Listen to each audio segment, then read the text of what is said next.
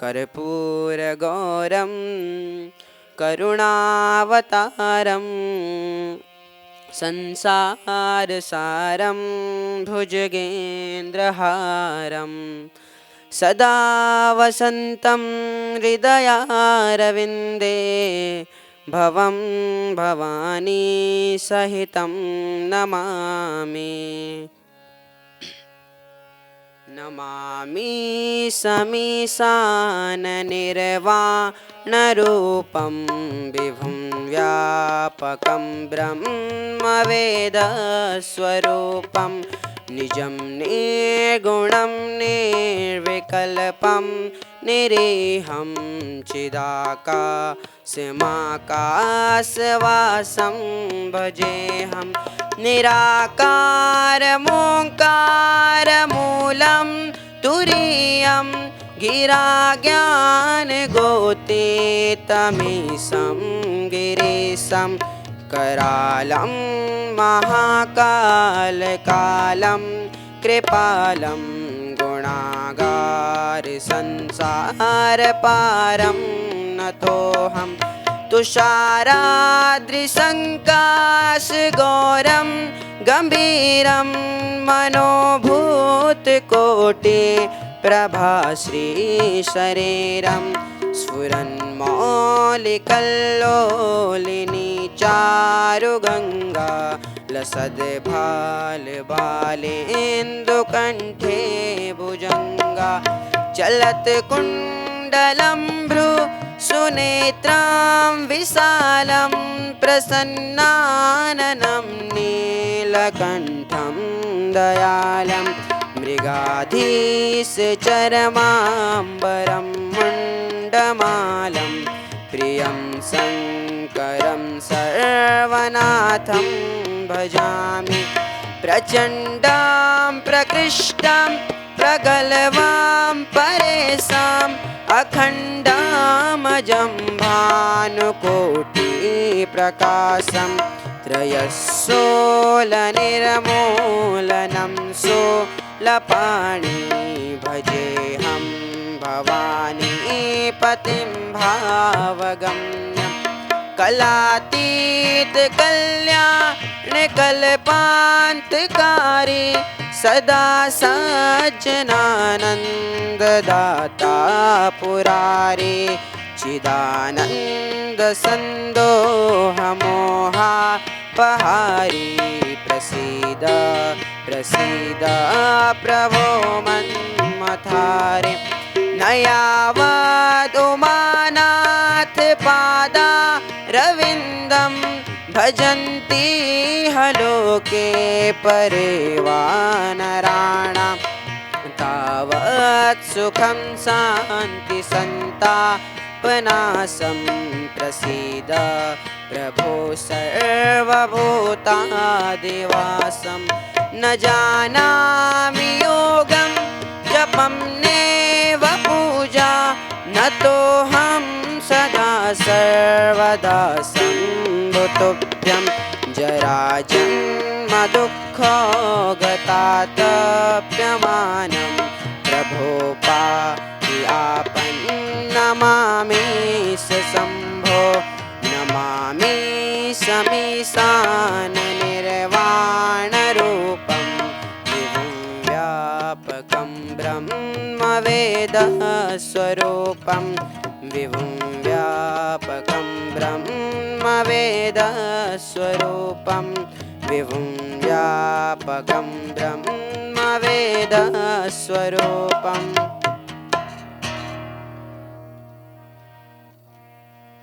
श्री कृष्ण गोविंद हरे मुरारे हे नाथ नारायण वासुदेव। श्री कृष्ण गोविंद हरे मुरारे हे नाथ नारायण वासुदेव। हे राम नारायण वासुदेव हे श्याम नारायण वासुदेव। हे राम नारायण वासुदेव हे श्याम नारायण वासुदेव श्री कृष्ण गोविंद हरे मुरारी हे नाथ नारायण वासुदेव श्री कृष्ण गोविंद हरे मुरारी हे नाथ नारायण वासुदेव हे बद्री नारायण वासुदेव हे श्याम नारायण वासुदेव हे राम नारायण वासुदेव हे श्याम नारायण वासुदेव श्री कृष्ण गोविंद हरे मुरारी हे नाथ नारायण वासुदेव श्री कृष्ण गोविंद हरे मुरारी हे नाथ नारायण वासुदेव हे राम नारायण वासुदेव हे श्याम नारायण वासुदेव हे राम नारायण वासुदेव हे श्याम नारायण वासुदेव श्री कृष्ण गोविंद हरे मुरारी हे नाथ नारायण वासुदेव श्री कृष्ण गोविंद हरे मुरारी हे नाथ नारायण वासुदेव श्री कृष्ण गोविंद हरे मुरारी हे नाथ नारायण वासुदेव कृष्ण गोविंद गोविंद गोपाला कृष्ण गोविंद गोविंद गोपाला कृष्ण गोविंद गोविंद गोपाला कृष्ण गोविंद गोविंद गोपाला भज मुरली मनोहर नंद लाला भज मुरली मनोहर नंद लाला कृष्ण गोविंद गोविंद गोपाला कृष्ण गोविंद गोविंद गोपाला कृष्ण गोविंद गोविंद गोपाला कृष्ण गोविंद गोविंद गोपाला भज मुरली मनोहर नंद लाला भज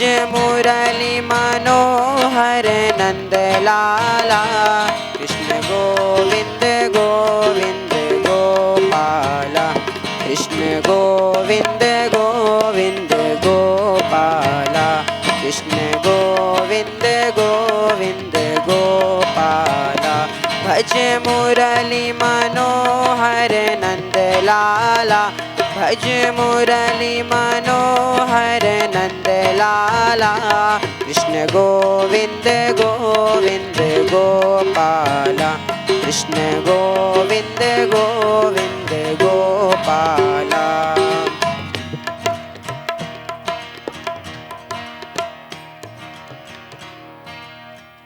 गोपाल मुरलिया वाले नंदलाल मुरलिया वाले गोपाल मुरलिया वाले नंदलाल मुरलिया वाले गोपाल मुरलिया वाले नंदलाल मुरलिया वाले श्री राधा जीवन नीलमणि गोपाल मुरलिया वाले श्री राधा जीवन नीलमणि गोपाल मुरलिया वाले हे गोविंद मुरलिया वाले नंदलाल मुरलिया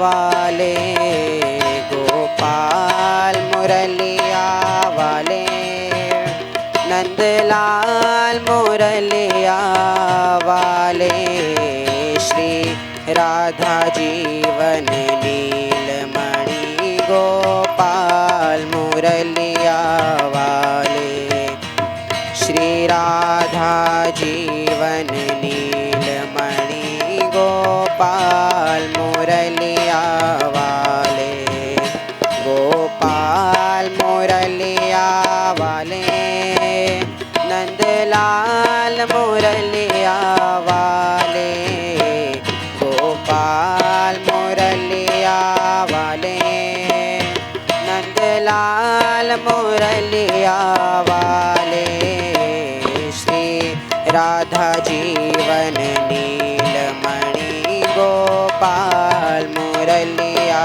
वाले, श्री राधा जीवन नीलमणि गोपाल मुरलिया वाले, हे गोविंद मुरलिया वाले, गोपाल मुरलिया वाले, गोपाल मुरलिया वाले, नंदलाल मुरलिया वाले, गोपाल मुरलिया वाले, नंदलाल मुरलिया वाले, श्री राधा जीवन नीलमणि गोपाल मुरलिया वाले, श्री राधा जीवन नीलमणि गोपाल मुरलिया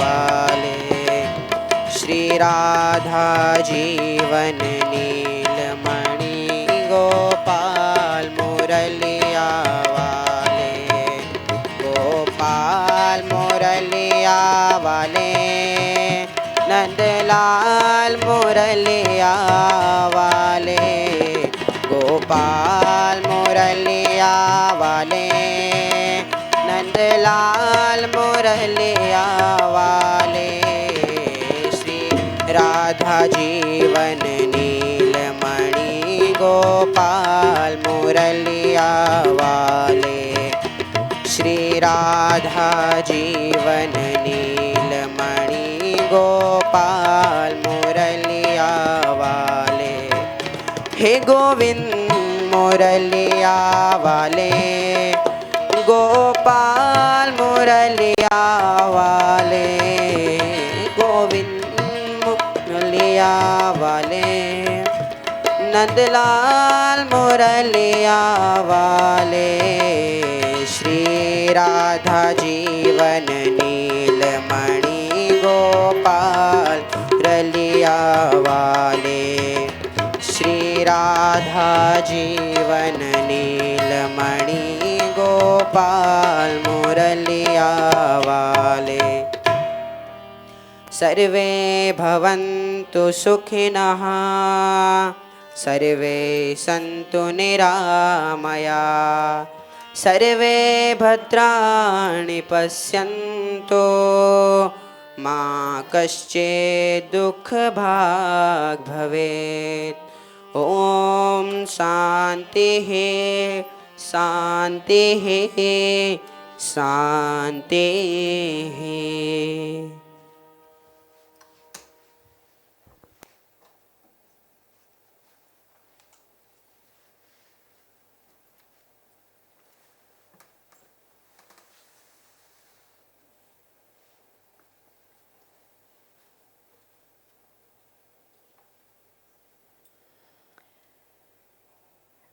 Let's begin with a few minutes of meditation.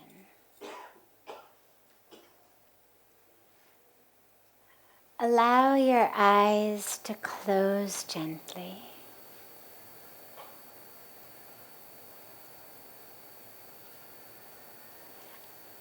And allow yourself to pull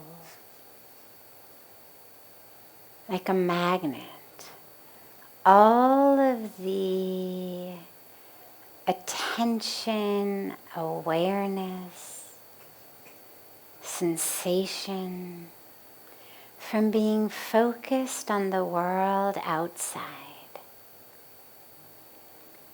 to being focused on the world inside.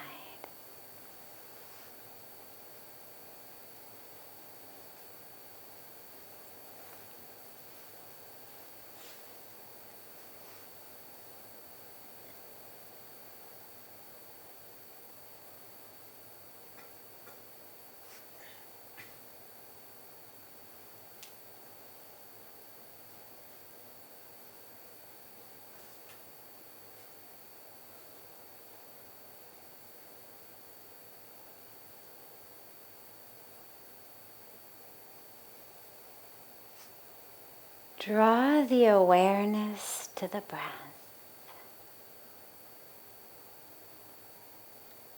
Allow the awareness, the focus, to merge with the breath. Don't try to change it in any way. Simply allow it to flow in and flow out. And keep your awareness merged into it.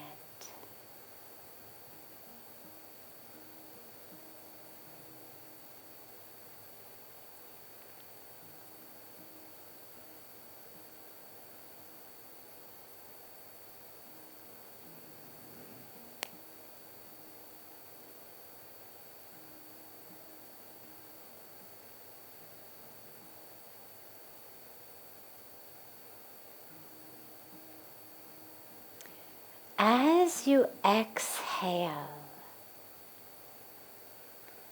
on each exhalation, allow yourself to let go.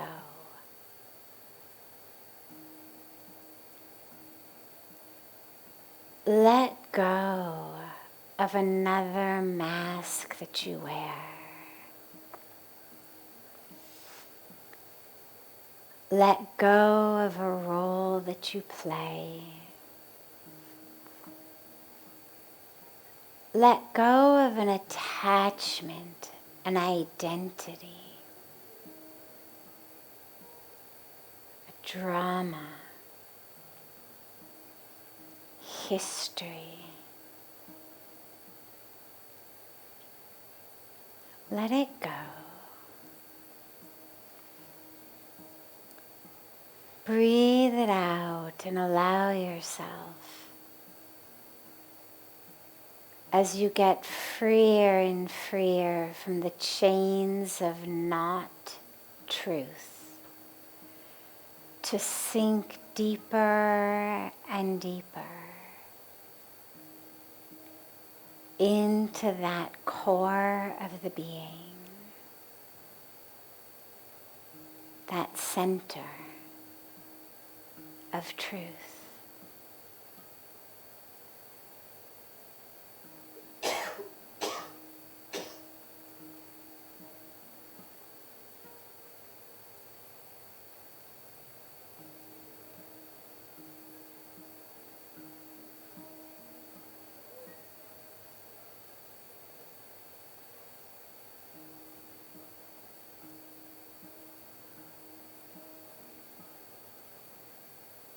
On each exhalation, let go of yet another drama, yet another story, yet another role, responsibility, personality. All of the stuff we wear that is not self. Just breathe them out and allow yourself to sink deeper and deeper into the core of true self.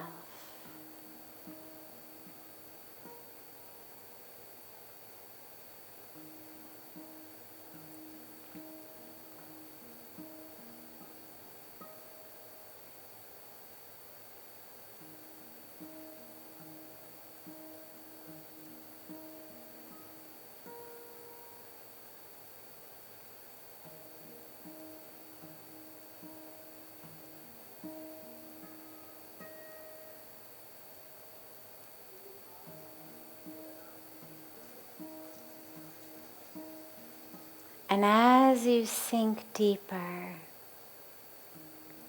notice how the experience inside expands and expands.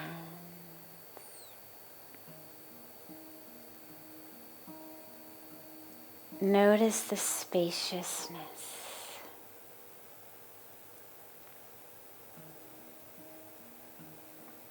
Notice the freedom. And allow yourself on each exhalation to sink deeper and deeper into that core, into that source of the self.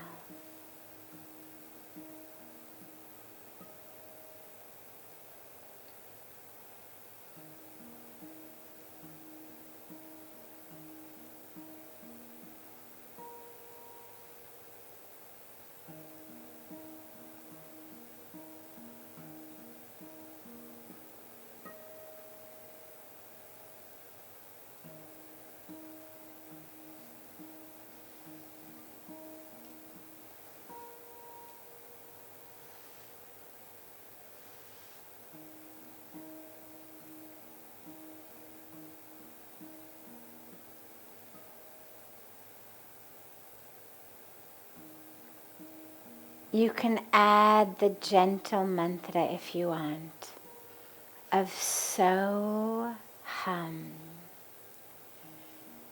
You can chant so on the inhalations and hum on the exhalations silently to yourself. So on the inhalation, hum on the exhalation. It means I am that. I am one with all that exists. I am one with the Creator and the creation.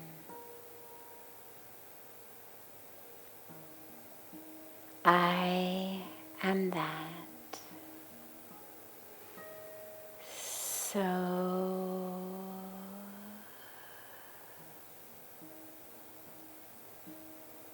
hum.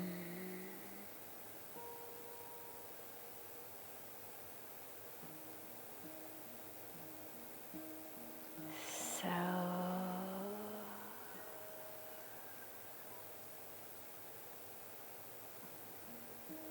hum.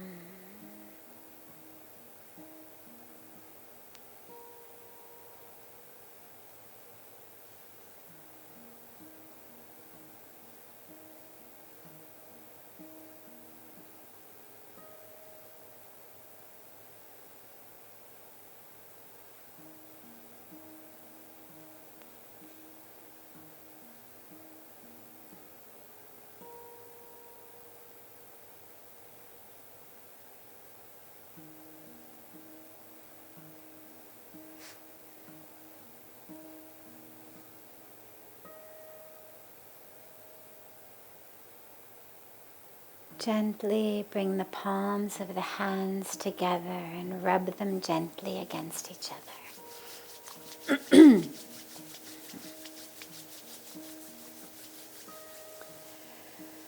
Press the palms of your hands into your closed eyes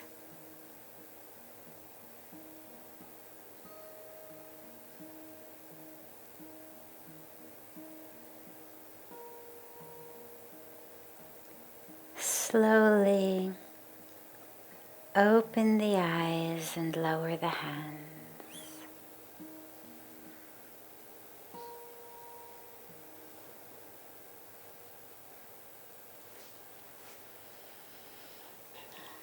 Welcome to Satsang.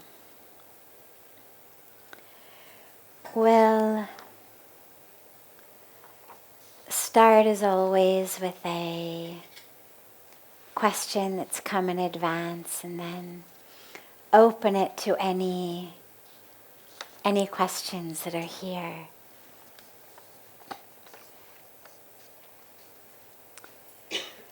Some religions say they're the only true religion. Some people say, follow me and I will set you free. Is there one true path to the divine?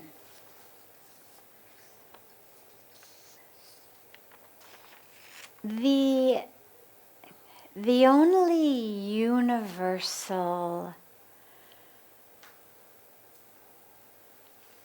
transcending all barriers of religion and culture and language, the only path that is true and universal is the inner path. Every path that's true is an inner path. But there's lots of ways to get there. All that matters is you go within. Now, some of us go within first by going without. So maybe we attend our places of worship, regardless of what our religion may be. We worship the divine in the name or the form, whether we say Krishna, whether we say Ram, whether we say Shiva, whether we say Jesus Christ, whether we say Allah, we say Adonai. I mean, there's so many different ways of speaking about, connecting with the divine. So maybe we begin by looking outward. But if it's a true path, even if you begin by speaking out and looking out, it's going to take you within. Ultimately, all of the paths are going to take you to an experience of the divine within yourself. You could also begin just by going within.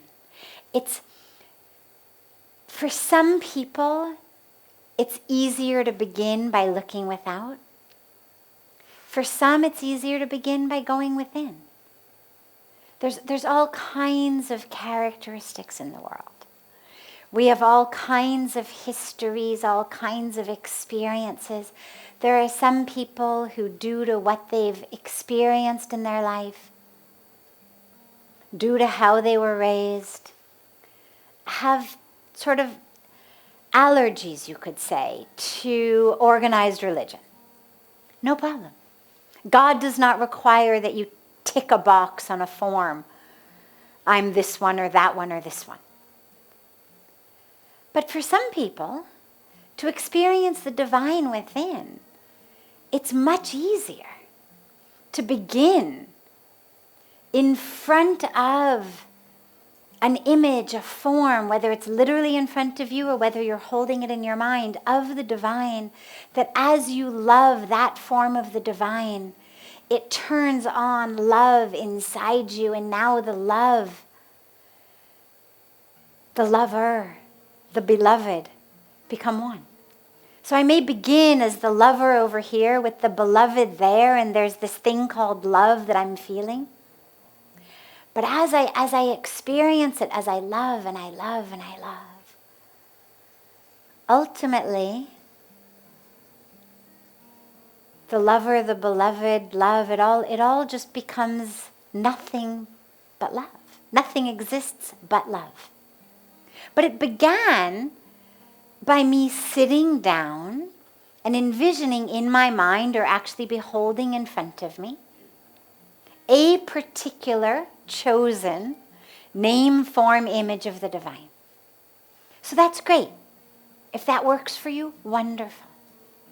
If lying on your back and looking up at the stars and experiencing the amazingness, the infinite nature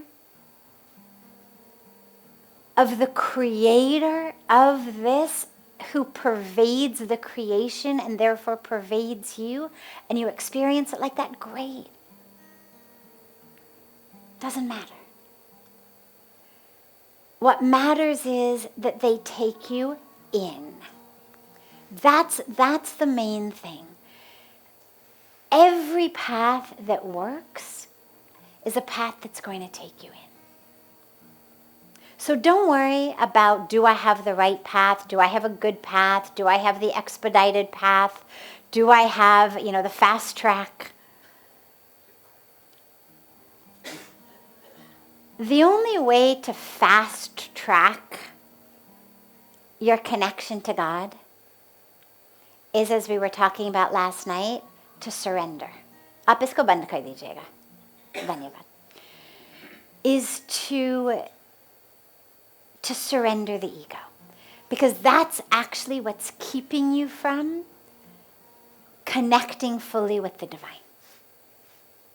Otherwise, God with form, God without form, God with name, God without name, don't worry.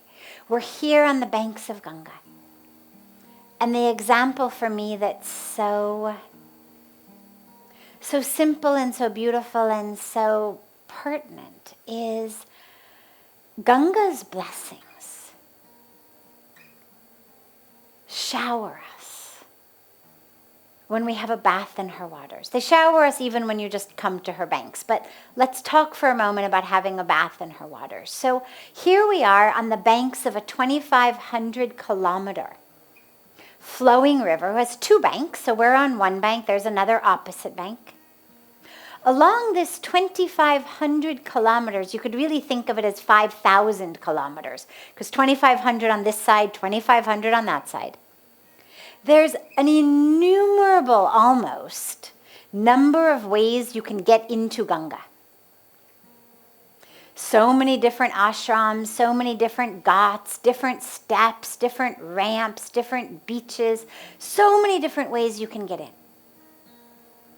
And it doesn't matter. There's no scripture I know of, no teaching I know of, no saint or sage or guru I know of who says, fast track to liberation? This ghat, I'll take you. Doesn't matter. Just get in. Any ghat. Whatever's closest to you, whatever's easiest for you, whatever works for you, just get in. Same way with God. Whatever works for you, just connect. For those for whom a name, a form, helps us focus, great, use it. For those for whom the idea of a specific name, form, religious thing makes us bristle, no problem. Meditate on love. Meditate on the stars in the sky. Meditate on the infinite nature of yourself. Meditate on how many times your physical body has changed form since you've known it. We've been saying I and me since we were about 2. That's what makes them the terrible 2s. It's when we suddenly learn no. And you learn that I've got this thing and it's autonomy and it's a voice and it's me and I can use it, and look how I can make mom's face turn all red, and look what I can do. That's when we start saying I and me. Now you think, how many times has your body changed shape since you were 2? How many times have the cells of your body regenerated? Well, the skin cells do it every few days. The organs take 7, 8, 9 years. Meditate on what is it that has stayed constant? Who's the I that as the body keeps changing? If there's not one cell with you today that was there when you were 2, who's the I? Meditate on that. Meditate on what it is that has created such an extraordinary system that keeps you breathing even when we can't remember to breathe for the 5 minutes of our meditation. The 5 minutes that we've dedicated, I'm going to meditate. We always say that's bare minimum. If you can do longer, great. But even if you only got 5 minutes, meditate for 5 minutes. And what you'll find amazingly is, even in 5 minutes, the mind wanders. So even for 5 minutes, I cannot stay focused on my breath. Who keeps breathing me? Meditate on that. So the point is, there's an infinite number of ways in. I've just given you half a dozen in a few minutes. Whatever works. But make sure it's an inner path. It can be connected to the divine outside, of course, because there is no distinction between the self and the divine. That's what yoga is, that union of the small self to the supreme. That's actually what yoga is. So it connects us to what seems like outer, but make sure that it's focused on the inner. That's how you're actually going to have the experience. If it's a path that is singularly focused on something outside of you, that is separate from you, that is judging you, that is angry at you, that is rewarding and punishing you, it's going to be very difficult to connect to that. That feels much more like a school teacher or an angry Santa Claus than like the divine to whom we connect. So make sure that it's a path that also takes you in to know that that which you're experiencing out here also exists inside. That's the mantra of So-Hum that I gave in the meditation. Other than Om, it's probably the simplest mantra to chant. But the meaning is so deep. I am that. Capital T that. Everything. I'm everything. So if your path takes you in, it's the right path. Keep going in, deeper and deeper and deeper. And eventually you're going to realize there is no inner, there is no outer, it's just God. But you have to start walking in one of the directions. And again, begin by focusing outward, no problem. Love that divine. It's going to awaken the love in you. It's going to connect you to the divine within. Start by going within, no problem. It's going to make you love all of that which is out here. Because when you really connect with the divine within, you fall in love with the creation. The way I always say, we fall in love with even really bad pictures that kids we love have drawn. Right? If you've ever loved a 2 or 3 or 4-year-old who scribbles for you on construction paper, well, it's precious to you. Only because you love the one who made it. To someone else, it's meaningless scribbles. But because you love the artist, we love the art.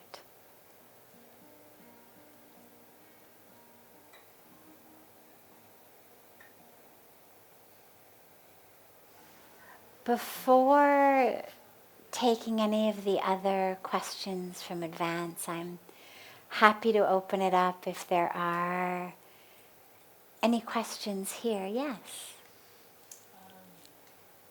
When you lose somebody that you love, I know we work not being attached and everything, but how do you let go? I mean, when somebody dies. Yeah, yeah. So on a spiritual path, she's asking, we talk about not being attached. But what do you do when someone you love dies, when you lose someone you love? How do you let go?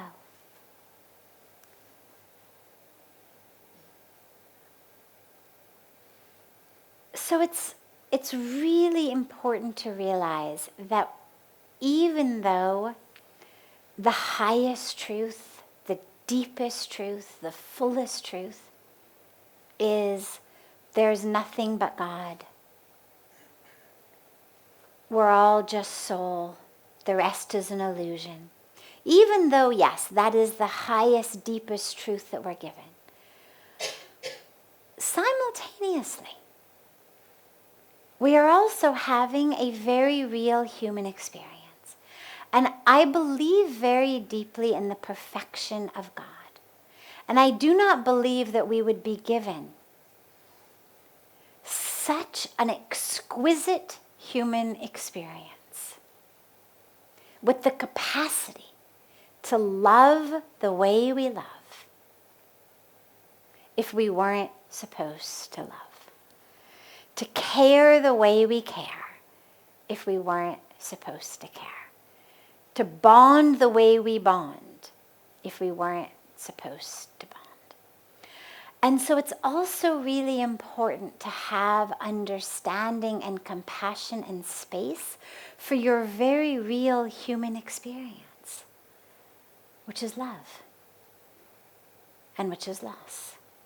And it's subtle and it seems tricky to hold both realities simultaneously in your mind, but simply the attempt to do that is actually an extraordinary place of freedom. So what we want to do is try to hold in your mind, in your heart, in your experience, two seemingly paradoxic realities. One, there is nothing but God. The truth of who I am is soul, spirit, consciousness, never born, never died. And simultaneously, this exquisite human experience of love, of bonding, of caring, and then of losing. And of the sadness that arises in the loss. There's no objective measure by which sadness is a bad thing that we need to somehow do something about, like it were a contagious illness.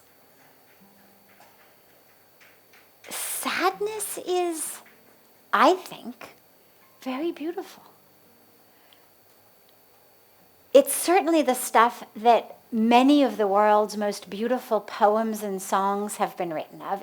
It's the fertile soil for really so much of the most extraordinary artistic creations in our world. And to allow there to be space for that. Because that's what's real. When we talk about mindfulness and presence, well, if there is sadness, and I try to push it away, I'm not being present.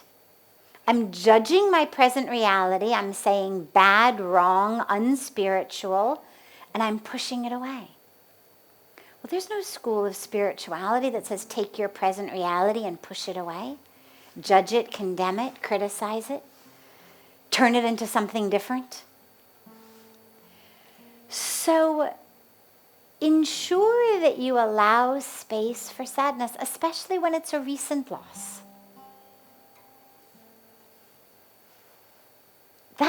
It's a very, very normal, natural, and again, I think beautiful part of the grieving process, as long as we don't have a brain that says that's bad, that's wrong, get over it, move on, let it go, etc., etc., etc. If you can just create space and be aware that nature loves the rainy season as much as it loves the dry season. And that's, I think, true just as much when it's talking about our eyes as the clouds in the sky. And so if what's coming out of you is sadness and tears, okay, it's the rainy season on your face for a while. So be it. And that's okay. But simultaneously, we hold the awareness. And it may not always be easy, and that's okay, and it becomes kind of a pendulum swing. Sometimes you swing a little here, and then you bring a little bit back here. You swing a little too much there, you bring it back here.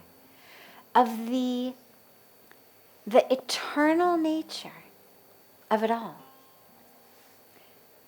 Who we really are at the core, soul, spirit, consciousness, never born, never dies. As Lord Krishna says so beautifully in the Gita, cannot be cut by knives, burned by fire, dried by the wind, wet with water. So we hold that awareness as well. And we permit ourselves with full love and compassion and tenderness the full range of our human emotion. And then we hold a third reality simultaneously. So it becomes a little bit more of a balancing act. But the way that I have found to do this is, rather than trying to squeeze more and more things into the same small experience of myself, if I can actually work on expanding my experience of self, then automatically there's room for more. So it's not that my sadness pushes out my awareness of the eternal perfection. It's that my experience of self expands to allow for the tears, for the loss, for the anger, for the pain, for all of that which comes up, without losing this over here. And then it expands further into an awareness that says,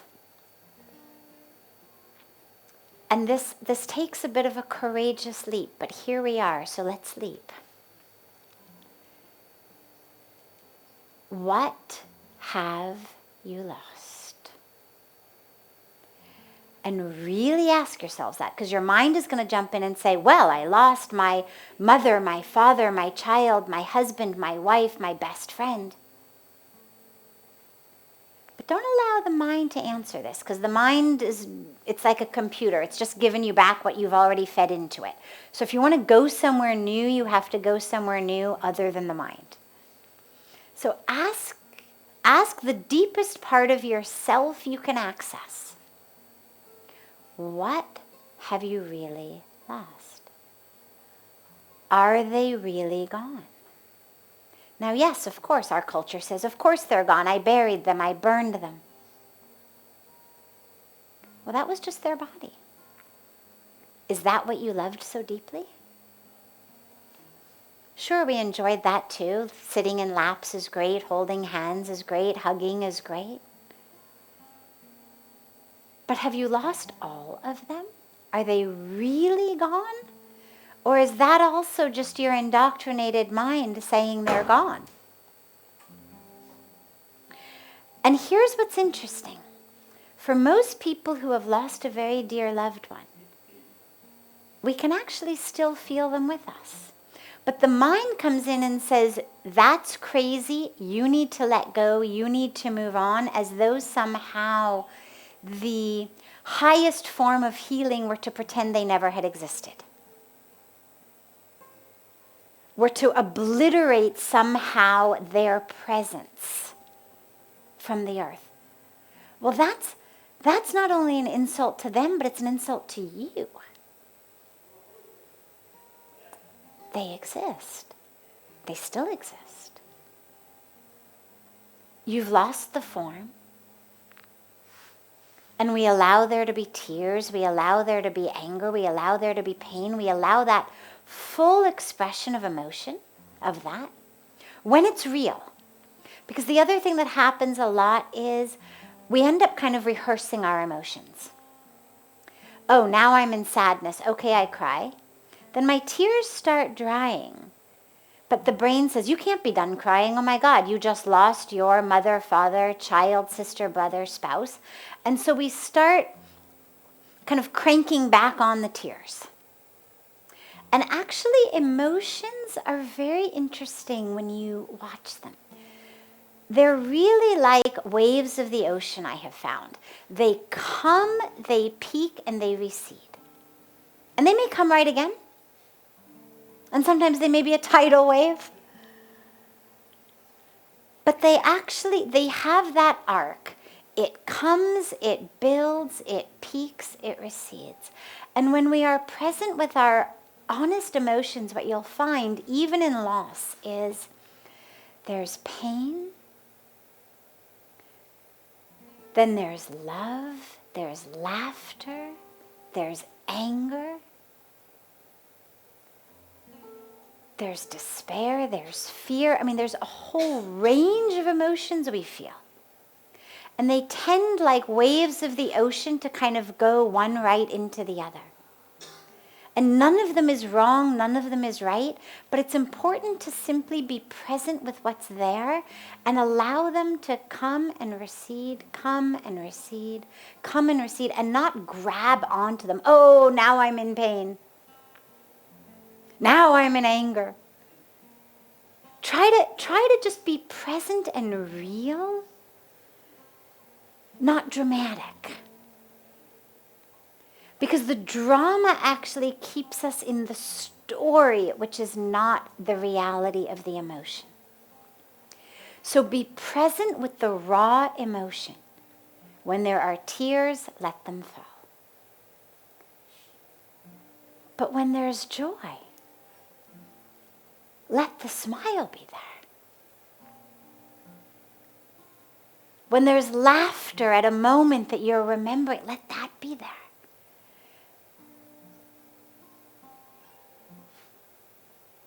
Allow them all to be present. And hold the presence of that person still with you. And that takes a somewhat greater expansion of the self. But just keep doing it. Just keep creating space within the self to allow that person to continue to exist, because they do. They exist in you. Yes, you can hear them. I know you can, and know you're not crazy. Yes, you can feel them. No, you're not crazy. Yes, you can sometimes even see them. No, you're not crazy. And yes, there's parts you miss. It's harder to touch them. Harder to hear them on demand. See them on demand. So we mourn that. But we don't give ourselves the histrionic drama of they are gone, all gone, forever gone. Because they're not. That which we loved, soul, consciousness, spirit, is within us. Our love for them is still within us. And in our love for them is deeply embedded the energy of them. And allow that to be there. And don't tell yourself to detach. That just pushes it away. But instead, allow yourself to reattach yourself.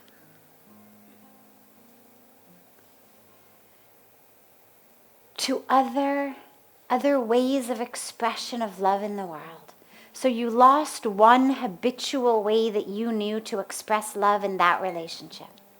Okay, don't try to detach from that, but allow your love to find other expressions. It may be other people, it could be animals, it could be trees, it could be all of humanity, it could be anything.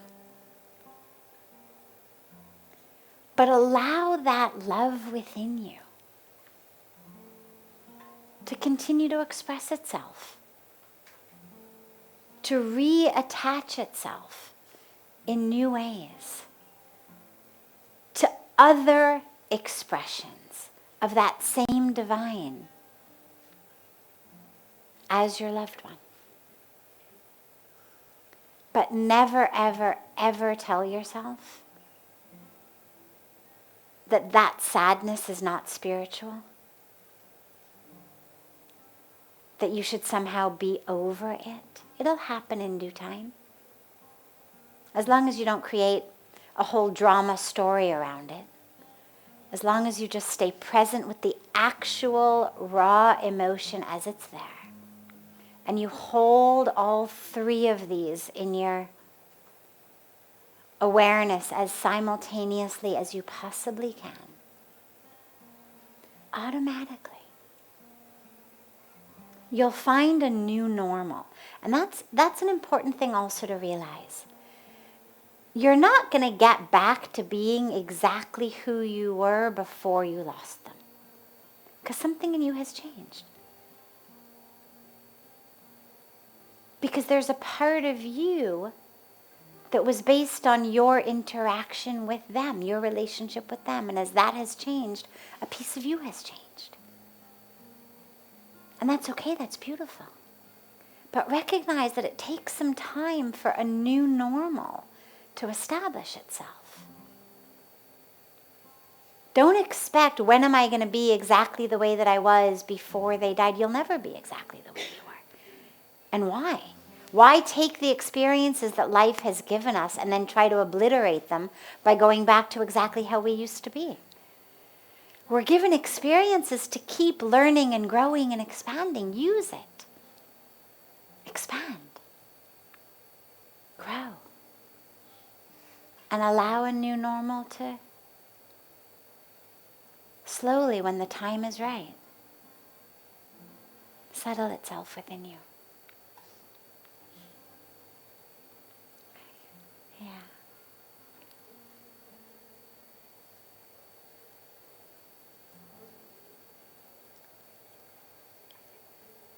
Any other questions that are here, if there are any, before taking any of the other questions that came in advance?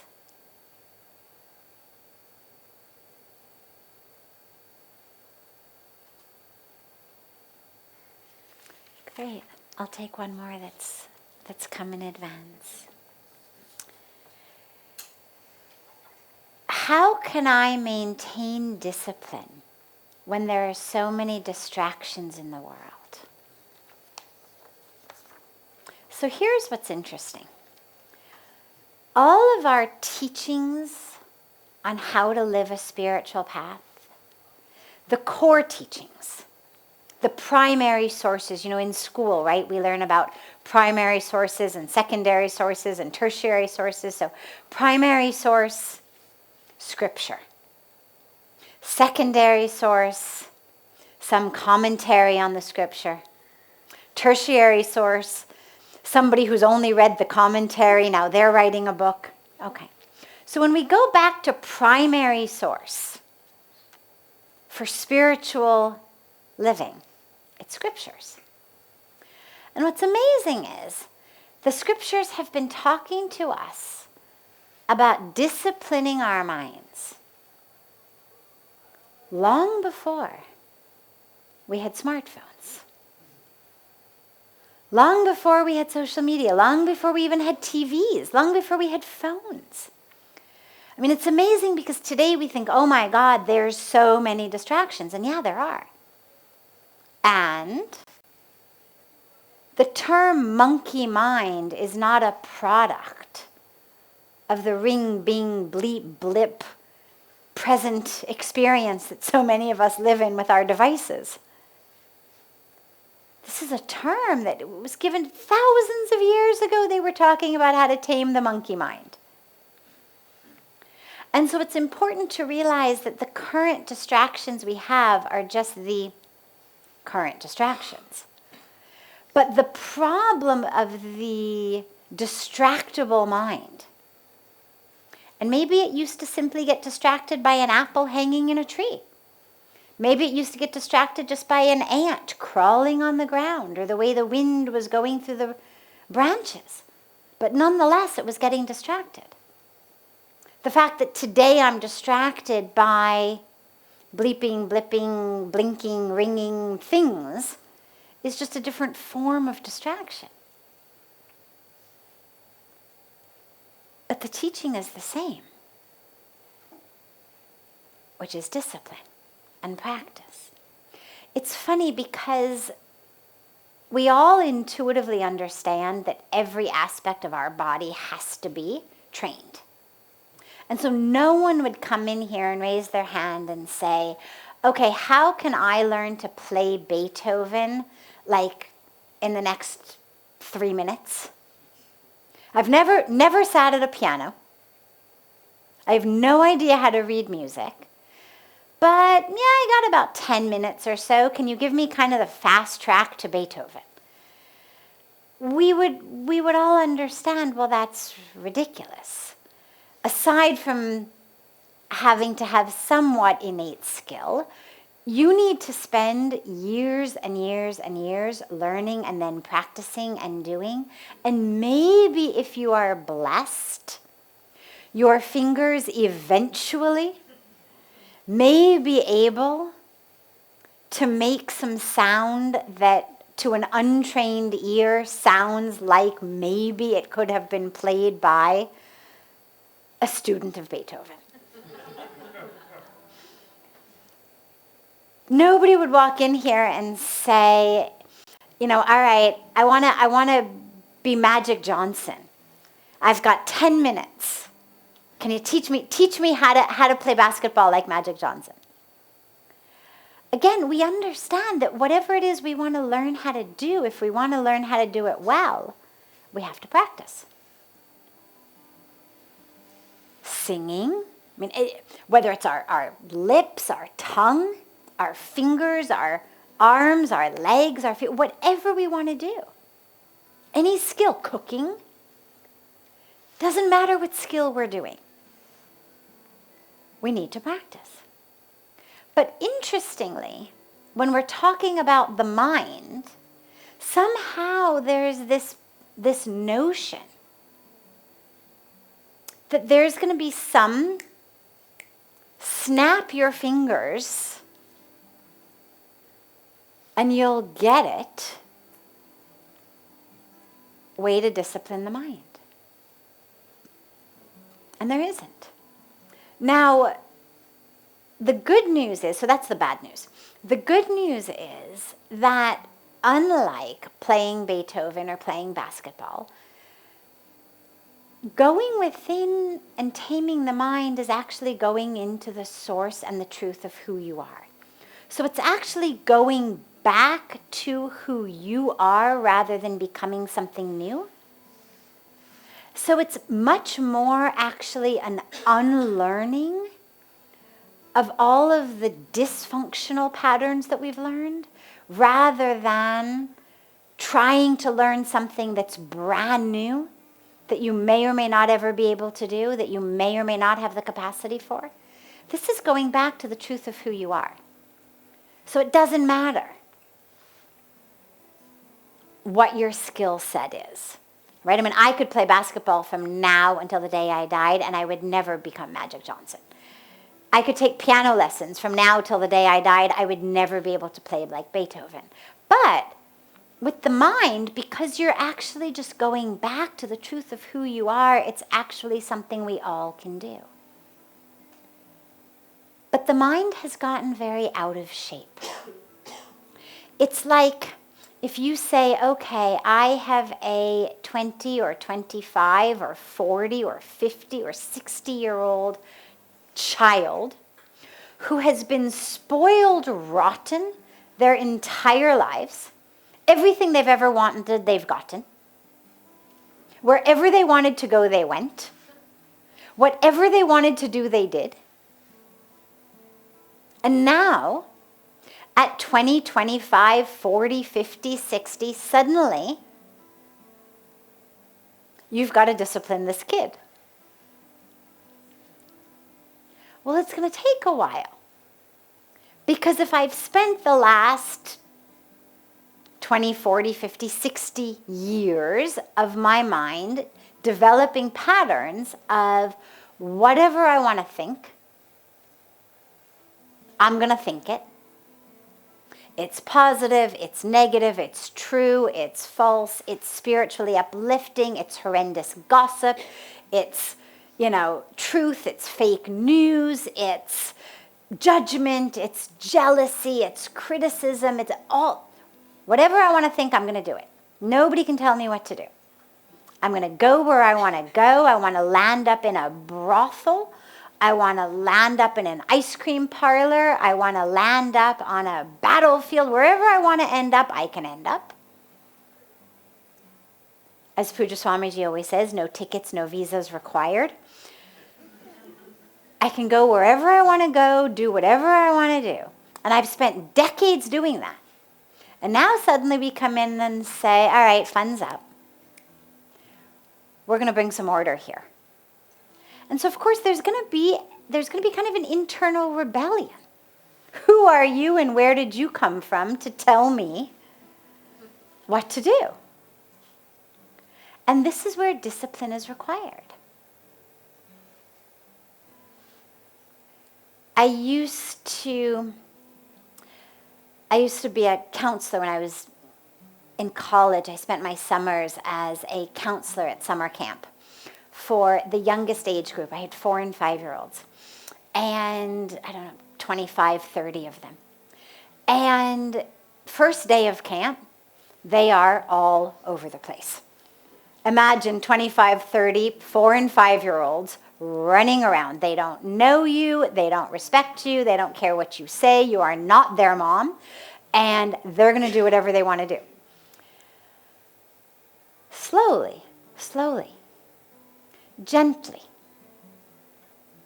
No beating, no spanking, no name calling, no starvation diets, no nothing but gently, lovingly, but sternly, making very clear who is in charge around here, what is acceptable behavior and what is not acceptable behavior. Slowly, you can actually even get a large group of 4 and 5-year-olds in order. And after a couple of weeks, miraculously, they actually would do what I said, and they would sit quietly, and they were quite well behaved. You have to think of the mind like that. It's not about beating it into submission. Imagine literally that you were in charge of a bunch of little kids. No, you can't beat them. No, you can't criticize them and starve them and tell them they're horrible. You can only use love and tenderness and compassion and stern discipline. And this is really how we work with the mind. Bring it back. Okay, I'm meditating. It wanders. Just bring it back. Not you horrible thing. Stupid, worthless. No, not allowed. Just bring it back. Just bring it back.